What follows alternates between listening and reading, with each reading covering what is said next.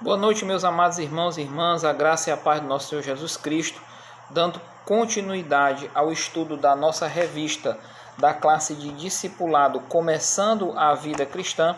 Hoje nós iremos estudar a lição de número 10, como praticar a comunhão. Na lição de número 8 nós estudamos o que é igreja, na lição de número 9 nós estudamos qual é o meu lugar na igreja local, e agora nós já sabemos o que é igreja, nós já sabemos qual é o meu lugar na igreja local. Agora nós vamos estudar como praticar a comunhão cristã. Esse assunto é um assunto importantíssimo e nós vamos iniciar o nosso estudo, como sempre fazemos, orando ao nosso Deus. Senhor, em nome de Jesus eu te agradeço, Pai, pela oportunidade de aprender um pouco mais de Ti. Peço em nome de Jesus, neste momento, a orientação, a direção e o discernimento da Tua Palavra. Em nome de Jesus, que o Teu Espírito Santo nos guie e nos dirija nesse estudo para que possamos ser cada vez mais abençoados, e também nos ajuda, Senhor, para que possamos colocar em prática aquilo que temos aprendido de Ti todos os dias.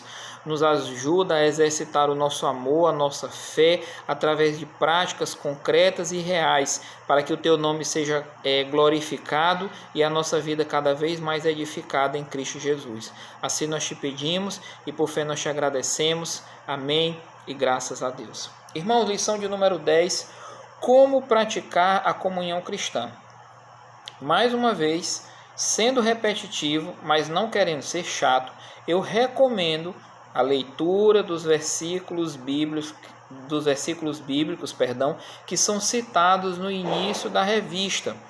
Esses versículos são versículos separados para dar fundamento, para dar embasamento bíblico, para consubstanciar o ensino da lição que será estudada. Então, leiam esses versículos que são citados aí bem no início. Leia a Bíblia diariamente. Leia os versículos para que vocês tenham um arcabouço bíblico maior. Amém? Versículo para guardar no coração está em 1 João, capítulo 4, versículo 7, diz assim: Amados, amemo-nos uns aos outros, porque o amor procede de Deus, e todo aquele que ama é nascido de Deus e conhece a Deus. Vou ler de novo. Amados, amemo-nos uns aos outros, porque o amor procede de Deus, e todo aquele que ama é nascido de Deus e conhece a Deus. Vou lançar um desafio aqui para vocês fazerem durante a semana. Tentem fazer esse desafio e postem as respostas no grupo. Separem 4 afirmações que João faz nessa citação. Em 1 João 4,7, João faz 4 afirmações. Separem e postem no grupo quais são essas 4 afirmações. Pense e responda. Comunhão. O que é comunhão? Muitas vezes nós ouvimos falar sobre comunhão. Assistimos aulas sobre comunhão, pregação, mensagens sobre comunhão, música, louvor sobre comunhão. Mas afinal de contas, o que é comunhão? Comunhão, participação em comum, em crenças, interesses, ideias, comunidade. Comunhão também como sinônimo de koinonia, comum, compartilhar, ter uma parte em, participar de, associação, comunidade, companheiro, parceiro, coparticipante, participar com alguém, compartilhar. Vocês lembram que na aula passada a gente estudou qual é o meu lugar na igreja local e eu ressaltei a importância da gente viver em comunhão. E agora nós vamos estudar sobre como praticar essa comunhão. Na lição de número 9 eu falei da importância da gente viver em comunhão, que o projeto de Cristo para nós, para a sua igreja, como membros de um corpo, como parte integrante de um corpo, é que a gente viva em comunhão. Beleza, a gente tem que viver junto. Mas como a gente tem que viver em comunhão? De que maneira nós devemos viver em comunhão? A Bíblia nos ensina? Sim. O objetivo do estudo da lição de hoje é mostrar o que é comunhão e como praticá-la. Introdução. Acompanhe aí na sua revista a leitura. Comunhão. Compartilhe com os outros o que você tem. A distância que você caminha na vida depende de como compartilhou cada dia com os que estiveram ao seu redor. Crianças, jovens, idosos, familiares ou não, fortes, fracos, influentes ou não. Porque algum dia na vida você poderá ser um deles. Compartilhar é trocar, é dar, é receber, é participar. Tópico 1. O que é comunhão? Há uma frase comum: ninguém vence sozinho. Comunhão é isso. É a união de propósitos e interesses em torno de algo. Comunhão é a participação em comum. É quando duas ou mais pessoas se unem com um determinado objetivo. É viver com o outro gratuitamente, na ajuda mútua, no verdadeiro amor. A grande preocupação de Jesus foi a comunhão dos santos. Na oração sacerdotal, ele pediu ao Pai, a fim de que todos sejam um, e como tu és, ó Pai, em mim e eu em ti, também sejam eles em nós. João 17, 21.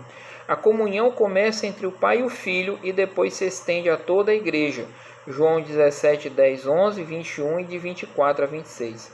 A nossa comunhão é com Deus. 1 João 3, 1, 3. Prometida aos obedientes. João 14, 23. Mas também com os irmãos em Cristo. Gálatas 2, 9.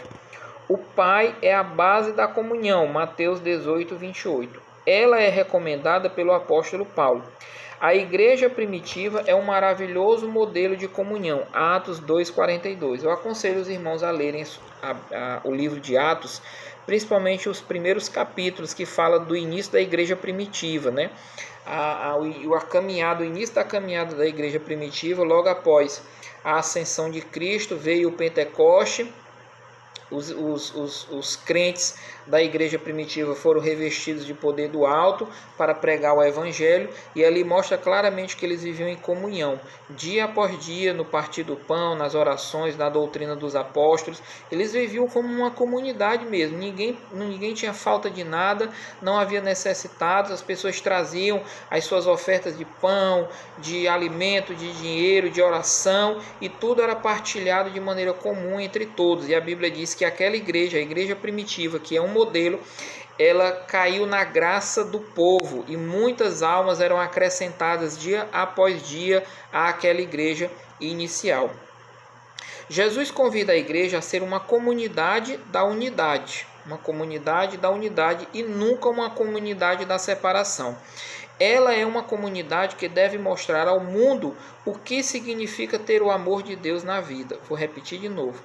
Ela, a igreja, é uma comunidade que deve mostrar ao mundo o que significa ter o amor de Deus na vida. Irmão, nós devemos ser exemplo. A Bíblia diz que nós somos sal e nós somos luz. Nós devemos ser diferentes. Nós devemos ser um exemplo para as pessoas lá fora. Nós devemos manifestar o caráter de Cristo, o amor de Cristo às pessoas lá fora. Se a gente se comportar como uma pessoa ímpia, uma pessoa que não conhece a Deus, nós não seremos exemplos, nós seremos mais um. Vamos abrir a nossa boca, confessando o nosso credo, a nossa fé, mas as nossas atitudes irão depor contra aquilo que falamos. Então nós temos que ter um comportamento diferente, uma atitude diferente diante das pessoas, para que o amor de Cristo, a graça de Deus seja refletida através das nossas atitudes, e através das nossas atitudes e também das nossas palavras, as pessoas sejam atraídas até Cristo. Nós não devemos nos limitar só a falar, mas também a fazer. Agostinho de Hipona disse uma frase uma determinada vez, que o amor de Deus, o evangelho, deve ser anunciado às pessoas, se preciso, com palavras. Então as nossas atitudes devem ir na nossa frente, manifestando não a gente, manifestando não o nosso comportamento, não o nosso caráter, mas o caráter de Cristo refletido em nós. Amém? A Bíblia ensina você a praticar a comunhão cristã. Essa prática se dá através dos mandamentos da mutualidade, caracterizados pela expressão uns aos outros. Inclusive, esse tema uns aos outros foi tema de estudo de uma classe bíblica da irmã Deronice e do irmão Rogério, se não me falha a memória, no ano passado. Se não foi no ano passado, foi no ano de 2018, mas a irmã Deró e o irmão Rogério exploraram esse assunto em uma classe bíblica. Uns aos outros era o nome do tema da lição estudada. Isto é, você é bom para o seu irmão é bom para você. São mandamentos recíprocos de amor, de ajuda, de serviço e edificação. Conheça as mutualidades. O autor da lição apresenta 5 mutualidades. Essas 5 mutualidades são 5 verbos apresentados no imperativo. O imperativo na língua portuguesa é uma ordem, é um mandamento, não é uma opção que nós devemos praticar. Nós temos que praticar esses verbos porque eles estão colocados em imperativo, e o imperativo é uma ordem, não se apresenta como uma opção, como uma faculdade. Eu faço se eu quiser. Não, nós temos que fazer. Amar, sujeitar, perdoar, e orar. Amar, sujeitar, perdoar, levar e orar. São as 5 mutualidades. É a orientação que o Senhor apresenta na sua palavra sobre como praticar a mutualidade. Como eu tenho que praticar a comunhão. Como é que eu tenho que praticar a comunhão? Amando, me sujeitando, perdoando, levando a carga do outro e orando pelo outro. Então, nós temos que viver em comunhão, porque o projeto de Cristo para a sua igreja é que a gente viva junto. E como é que eu tenho que viver em comunhão? Amando, em primeiro lugar, o amor, sujeitando-me ao meu irmão, perdoando o meu irmão, levando a carga do meu irmão e orando pelo meu irmão. Acompanhe aí a leitura e o raciocínio. Tópico 2. Conhecendo as mutualidades. A mutualidade é a expressão da comunhão. Se você deve viver em comunhão, então deve praticar as mutualidades. Elas não são opções, são ordens, são mandamentos. Hoje você vai conhecer alguma delas. Irmão, se a gente não praticar as mutualidades, fica inviável a gente viver em comunhão. A vida em comunhão é um desafio.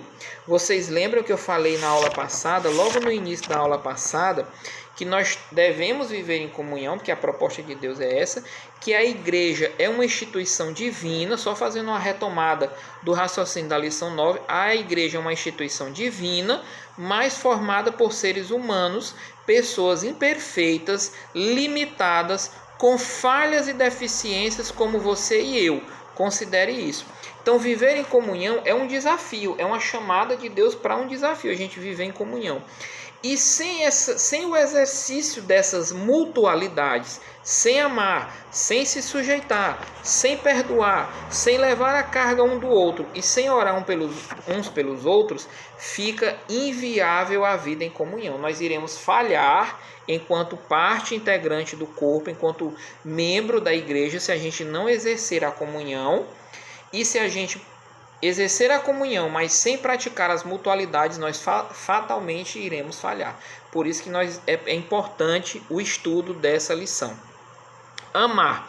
Amados, tópico 2.1. Amemo-nos uns aos outros. 1 João 4:7.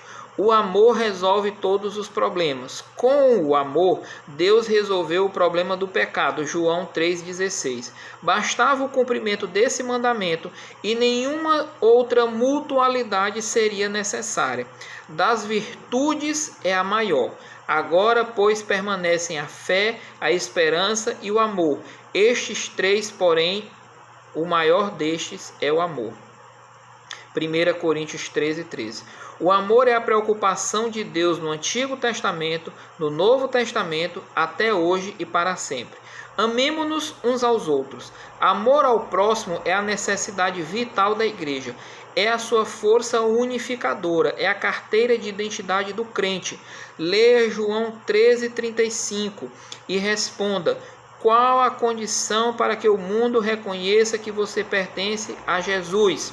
Que eu ame os meus irmãos. Essa passagem de João 13:35, Jesus disse assim: nisto todos conhecerão que vocês são meus discípulos, se tiverem amor uns pelos outros. Irmão, a palavra de Deus, lá em 1 Coríntios capítulo 13, Paulo fala isso. Nos evangelhos, Deus apresenta o amor. Romanos fala de amor. Nas cartas de João fala de amor. Então a Bíblia toda está regada, está permeada dessa palavra, o amor. Se nós fizermos qualquer coisa sem amor, não vai ter valor. A palavra de Deus diz lá em 1 Coríntios 13, que eu posso falar, ainda que eu fale a língua dos homens e dos anjos, se eu não tiver amor, de nada vai adiantar. Eu vou ser como um instrumento de som que fica só emitindo som. Se eu pegar todos os meus bens, vender e oferecer aos pobres, se eu não tiver amor, de nada vai adiantar. Se eu oferecer meu corpo para ser queimado vivo, se eu não tiver amor, de nada vai adiantar. Então tudo tem que ser feito com amor, tudo tem que ser feito com a intenção de manifestar, exercer e praticar esse amor. Que amor? O amor de Deus. Quando nós recebemos, quando nós aceitamos Cristo como nosso único Senhor e Salvador, nós fomos alvos do amor de Deus, nós fomos atingidos pelo amor de Deus. E esse mesmo amor que Ele nos amou, Ele derramou em nossos corações através do Espírito Santo. Lá em Romanos capítulo 5, Paulo diz isso, que o amor de Deus foi derramado em nossos corações. Não foi qualquer amor, foi o amor de Deus, o amor pela humanidade. Por isso que nós temos que fazer e praticar qualquer coisa expressando esse amor. Esse amor foi derramado aqui no meu coração e ele tem que ser a motivação maior de qualquer atitude minha em relação ao outro. Amém? Sujeitai-vos uns aos outros. O que é essa sujeição? Muitas vezes essa palavra sujeição ela causa um desconforto.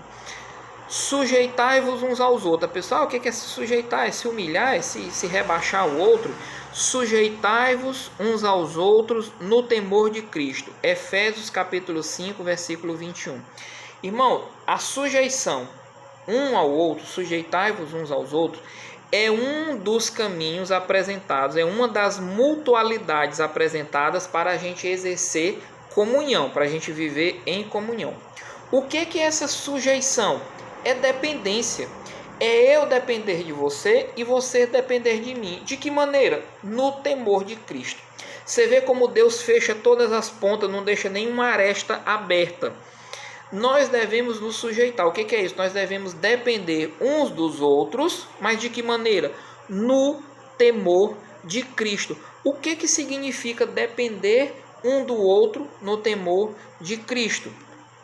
Eu tenho um exemplo. Eu sou uma pessoa que tem um recurso, que tem habilidades, que tem conhecimento.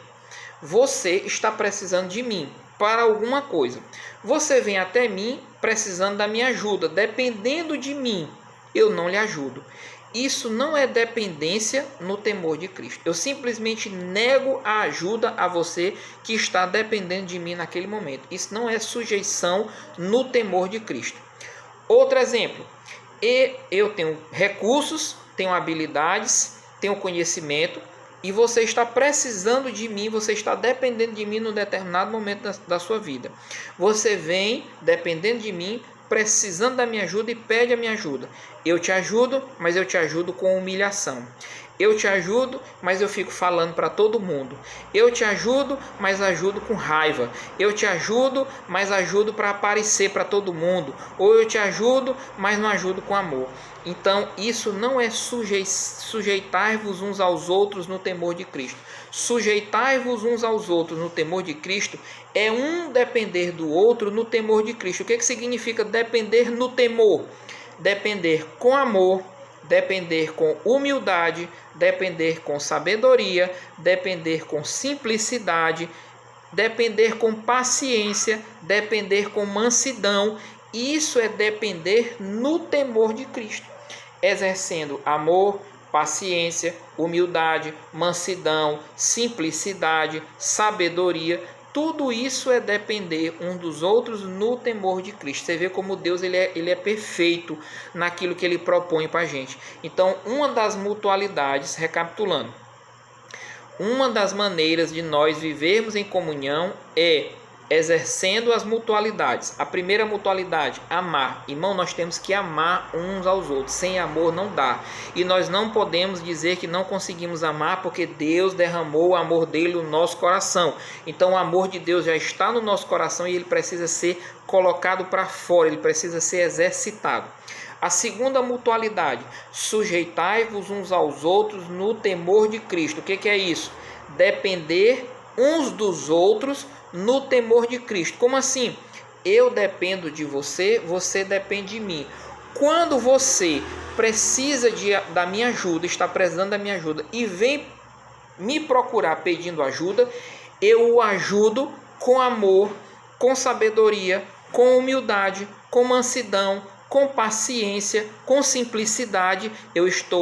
Você está se sujeitando a mim, naquele momento você está dependendo de mim e eu estou exercendo o temor de Deus na sua vida naquele momento.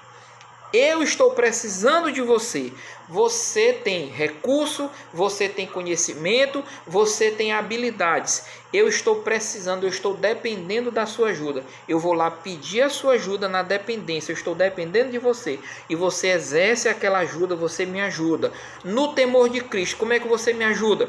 Com amor, com sabedoria, com simplicidade, com humildade, com paciência, com mansidão. Isso é sujeitar-vos uns aos outros no temor de Cristo. É uns dependendo dos outros com amor, com paciência, com simplicidade, com humildade, com dependência, com mansidão. Ninguém se colocando superior ao outro, ninguém humilhando o outro, ninguém agindo com prepotência, com arrogância, com autossuficiência. Isso é mutualidade. Sujeitai-vos uns aos outros no temor de Cristo. O ensino aqui, acompanhe a leitura, o tópico 2.2. O ensino aqui é o da humildade, e sendo assim o melhor exemplo é o de Jesus lavando os pés do Senhor. Depois vocês leem em casa o Evangelho de João, capítulo 13. Jesus está sentado com os discípulos à mesa, ele levanta, troca de roupa, e pega uma bacia com água e vai lavando os pés dos discípulos. Quando ele termina, ele diz assim: vocês entenderam o que eu acabei de fazer? Ele faz uma pergunta: vocês entenderam o que eu acabei de fazer? Vocês me chamam de mestre e senhor, e fazem bem, porque de fato eu sou. Ora, se eu, sendo mestre e senhor, lavei os pés de vocês discípulos, quanto mais vocês devem lavar os pés uns dos outros. O que é que Jesus estava ensinando? Que a gente tem que lavar os pés uns dos outros? Não, que nós temos que exercer humildade. Fora a arrogância, fora a prepotência, fora a autossuficiência. Humildade é a palavra de ordem para todo cristão. Seguir o exemplo do mestre. Como Pedro diz lá na primeira carta, seguir as pisadas dele, pisar onde ele pisou, tentar fazer exatamente o que o mestre fez. Lavar os pés do outro era um costume da época, era um serviço humilhante feito pelos escravos. Jesus se propôs a lavar os pés dos seus discípulos, deixando o exemplo da humildade, do serviço ao próximo. Sujeitar-se não é se sentir o mais importante, mas tratar o outro como superior. Difícil, não? Pense bem, se na igreja todos obedecessem a esse mandamento, ninguém procura se sobrepor, todos vão se sujeitar uns aos outros. Fácil, não? Pratique essa mutualidade. Terceira mutualidade, apresentada como o caminho para vivermos em comunhão, para praticarmos a comunhão. Antes, sede uns para com os outros benignos, compassivos, perdoando uns aos outros, como também Deus em Cristo nos perdoou. Efésios 4:32. Temos nesse versículo 3 qualidades que caracterizam o andar do crente habitado pelo Espírito Santo: a benignidade, a compassividade e o perdão. Como sempre, Cristo é o modelo, o exemplo. Talvez para você seja a mais difícil das mutualidades. Jesus perdoou os seus pecados. Aprenda com ele o que é perdoar e como perdoar. Não se trata de uma opção, não, é uma ordem, é um mandamento. Perdoar é tornar a ofensa sem efeito. O perdão deve ser recíproco e não tem limites. Você é bom na matemática, então leia Mateus 18, 22, faça a conta e responda. Quantas vezes você deve perdoar uma pessoa? Não é 70 vezes 7. Quantas vezes forem necessárias. Continue lendo Mateus 18 e veja o desfecho da história. Pratique essa mutualidade, perdoe seu irmão e sinta-se aliviado. Irmão, essas mutualidades, todas elas são um desafio. Elas representam um desafio para o viver cristão. Porque elas dizem respeito a uma parte da nossa vida que nós não queremos abrir mão. O nosso eu. A renúncia é uma das disciplinas, uma das matérias mais difíceis da gente cursar na vida cristã. Porque a renúncia diz respeito a gente renunciar ao nosso eu, à nossa vontade. Nós vivemos dentro de uma cultura humanista que eleva o homem, que coloca o homem como o ser principal. Eu primeiro, depois eu, terceiro eu. Quando eu me cansar de mim, sou eu de novo e depois é o outro. E a proposta bíblica, a chamada bíblica para a nossa vida é exatamente a gente abrir mão do nosso eu, abrir mão da nossa vontade, nos esvaziarmos, como foi o exemplo de Cristo. Lembra de Paulo escrevendo a Filipenses capítulo 2, no versículo 5, que Jesus, sendo Deus, não usurpou ser igual a Deus, mas antes esvaziou-se a si mesmo, assumindo a forma de servo, e foi obediente até a cruz. Pois a proposta de Deus para a nossa vida é exatamente essa, que a gente renuncie ao nosso eu, à nossa vontade. O exercício dessas mutualidades nos leva a praticar a comunhão, a viver em comunhão com os nossos irmãos, a não nos colocarmos acima do outro, a não sermos arrogantes, prepotentes, autossuficientes, amar, depender, nos sujeitar uns aos outros, perdoar. Perdoar é algo extremamente difícil. Porque a gente não quer dar o braço a torcer, a gente não quer aceitar, a gente não quer ir lá pedir perdão. É aquela história do eu estou certo, quem errou foi ele, e ele é que tem que vir aqui até mim pedir perdão. A proposta de Deus é que a gente vá lá e se humilhe e peça perdão. A gente vai tirar um peso do nosso coração, um peso da nossa vida, estaremos obedecendo ao Senhor, fazendo a vontade dele, glorificando o nome do Senhor e derrotando Satanás. Essa é a vontade de Deus para a nossa vida, que a gente pratique o perdão. Quando a palavra de Deus, lá em Mateus 18, apresenta que o perdão deve ser, Jesus diz, Pedro pergunta, quantas vezes devo perdoar a pessoa que me ofendeu? 7, ele diz, não, 70 vezes 7. Não é 490 vezes para a gente perdoar, é para a gente perdoar quantas vezes forem necessárias. Nós éramos inimigos de Deus, filhos da ira. Pelo nosso pecado, pela nossa conduta, nós blasfemávamos o nome de Deus e estávamos destinados ao juízo eterno de Deus, à separação eterna de Deus. E Deus nos perdoou. Deus nos perdoou, Cristo nos perdoou, louvado seja o nome do Senhor. Nós recebemos o perdão de Deus. Hoje nós somos justificados por Deus e temos paz com Deus e paz de Deus. Então, que ofensa é essa que eu tenho com alguém ou que alguém tem comigo que é superior à ofensa que eu tinha para com Deus? Não existe nenhuma ofensa no plano humano, nessa relação horizontal do homem com o homem, que se sobreponha à ofensa que nós tínhamos para com Deus. E Deus nos perdoou. Aleluia! Então, assim como Deus nos perdoou, assim como recebemos o perdão de Cristo, nós devemos também exercer o perdão. Exercendo o perdão, nós estamos praticando a mutualidade e caminhando para viver em comunhão. 4. Levando a carga uns dos outros. Levai as cargas uns dos outros e assim cumprirei a lei de Cristo. Gálatas 6:2. Carga é aquilo que é pesado. É pesado demais para ser levado sozinho. Trata-se do peso das tribulações, das aflições, das tristezas, dos problemas, das necessidades, das enfermidades, dos conflitos, dos traumas. Pratique essa mutualidade. Ajude seu irmão a levar as cargas, ouvindo a sua história, compartilhando as suas experiências, lendo a Bíblia com ele, orando com ele e por ele, oferecendo-lhe auxílio prático. Irmão, nós temos que exercer misericórdia. O que é misericórdia? é colocarmos no lugar do outro, é a velha empatia. Nós temos que ajudar as pessoas a levar as cargas uns dos outros. Tem pessoas que têm problemas sérios, problemas terríveis nas suas vidas. E muitas vezes no decorrer da caminhada, esses fardos vão se tornando cada vez mais pesados e as pessoas vão perdendo as forças. E elas precisam de ajuda. Tem pessoa que tem uma estrutura mental, uma estrutura psicológica. Tem pessoas que têm uma estrutura mental, uma estrutura psicológica mais forte, tem um conhecimento da palavra maior, mais aprofundado, tem uma comunhão com Deus mais aprofundada e consegue levar aquela carga de uma certa maneira até bem. Mas tem outras que não têm essa estrutura, não tem essa estrutura psicológica, não tem essa estrutura mental, não tem uma estrutura familiar, não tem um conhecimento da palavra, não tem uma intimidade. Às vezes o problema em si impede que a pessoa desenvolva isso que eu estou falando.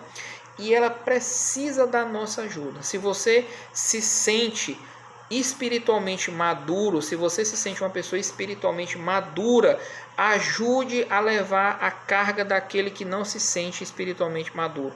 Ajude aquela pessoa que se sente fraco na fé, que se sente fragilizado devido aos problemas que as pessoas estão passando. Tem gente, irmão, que tem necessidade que não é material. Tem gente que tem tudo, tem recurso material, mas ela precisa de alguém para conversar com ela. Ela precisa de alguém. Tem pessoas que não têm dificuldade material, recurso material, mas precisa de alguém para conversar. Ela só quer ser ouvida. Tem gente que precisa de um abraço, de uma palavra amiga, de uma ligação.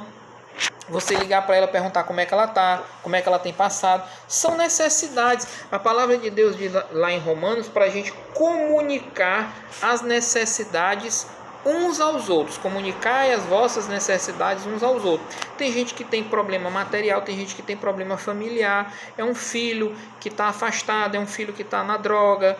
Enfim, problema conjugal. São várias as necessidades, as contingências dentro do corpo, dentro da comunidade.